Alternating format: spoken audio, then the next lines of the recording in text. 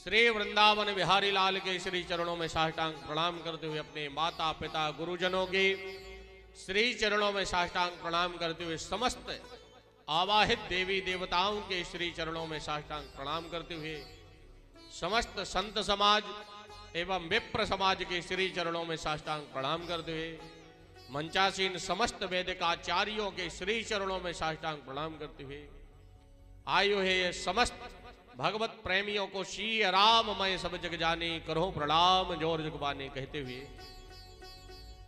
भगवान की पावन सी अमृतमयी कथा का रसपान निरंतर 6 दिन से निरंतर हम करते आ रहे हैं और वृंदावन की भूमि में रह करके ब्रज में वास करने वाले समस्त देवी देवताओं का दर्शन करने का आनंद उनका लाभ हम लेकर आज 7 दिनों की कथा में प्रवेश करते हुए भगवान अखंड कृपा से बिना विघ्न किए हुए ये हमारा कार्य आज सुलभ हो गया और संपन्न हो गया। परब्रह्म परमात्मा श्री वृंदावन बिहारी लाल की कृपा से आज हम उनकी कृपा से यहां पहुंचकर 7 दिनों की कथा को बैठ करके श्रवण करके और इस ब्रज धाम में तीर्थ यात्रा करके पैदल चल चल करके भगवान के दर्शनों का आनंद हम सबने लिया। ये भगवान की कृपा है। और आज 7वें दिन की कथा को हम श्रवण करने के लिए पुनः इस वृंदावन धाम की भूमि विराजमान होकर कथा को हम सभी लोग श्रवण कर रहे हैं कि कल हमने कथा में श्रवण किया कि रुक्मिणी भगवान का द्वारकाधीश के साथ वेद और विधि सांसारिक रीति के साथ विवाह संपन्न होगा और द्वारकापुरी में आनंद के साथ रहने लगे।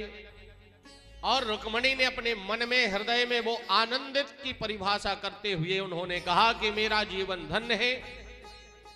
जो कि द्वारकाधीश जैसे जीवन में पति का मैंने वर्ण किया जो जन्म जन्मांतरों तक मेरे जन्म सुधर जाएंगे। कामस्तु वासुदेवांसो दग्धा प्राण रुद्रमन्युना देहोपद्रे भूतस्त्वा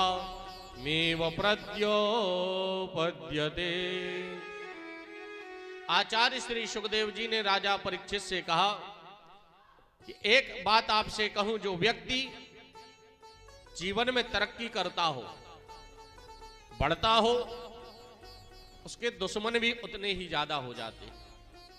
जब तरक्की करते हैं तो लोगों को जलन ईर्ष्या उत्पन्न हो जाती है और वो इस दृष्टि से देखते हैं कि ये कब आकाश में उड़ रहा है कब ये गिर जाए। तो ये कुदरती का ही नियम है, जो जल्दी उड़ता है वो जल्दी गिर जाता है। अगर सीढ़ी जैसे बनती है सीढ़ी के माध्यम से धीरे धीरे उठ करके हम बढ़ते हैं, पर एकदम अगर छलांग लगाना चाहेंगे तो भगवान छलांग लगाकर गिरा भी देते हैं। जो जितना बढ़ता है उतने उसके शत्रु भी बढ़ते हैं। आज जैसे द्वारकाधीश की जय जयकार हो रही है, सारे नगर में नर नारी जय जयकार कर रहे हैं, तो कुछ लोग उनके विपरीत भी चल करके उनकी दुश्मनी भी निभा रहे हैं कि ये क्यों बढ़ रहा, ये क्यों बढ़ रहा है, तो दुश्मन भी पैदा हो रहे हैं। रुक्मिणी जी ने एक पुत्र को जन्म लिया, रुक्मिणी जी ने एक पुत्र को जन्म दिया और सभी लोग पुत्र की खुशी मना रहे। सूत का ग्रह में रुक्मिणी जी को रखे हुए हैं और सूत का ग्रह में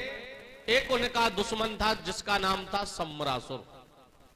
जो भगवान द्वारकाधीश से बड़ा द्वेष रखता था। आज जैसे मालूम हुआ कि द्वारकाधीश रुक्मिणी के गर्भ से एक शिशु ने जन्म लिया है, तो बोले ये छोटा सा है, उसे विनाश कर देना चाहिए, मार देना चाहिए। तो सम्रासुर ने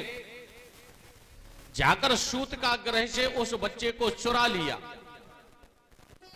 चुरा करके आकाश मार्ग में ले जाने लगा। बोले इसे कैसे मारना चाहिए, कहां फेंकना चाहिए, किस तरीके से मारना चाहिए, अनेक मन में विचार उत्पन्न करते करते जब समुद्र के बीचों बीच पहुंचा तो उन्होंने कहा कि इसे समुद्र में फेंक दिया जाए, जीव जंतु इसे खा जाए। तो सम्रासुर ने रुक्मणी के पुत्र को समुद्र के बीचों बीच फेंक दिया और उसने यह समझ लिया कि यह पुत्र को समुद्र के बीचों बीच हमने फेंक दिया, वो मर गया होगा। पर जाको राखे साइया मार सके ना कोई, बाल नबाका कर सके जो जग वेदी हुए। जिसका रखवाला स्वयं भगवान हो तो उसे कौन मार सकता है।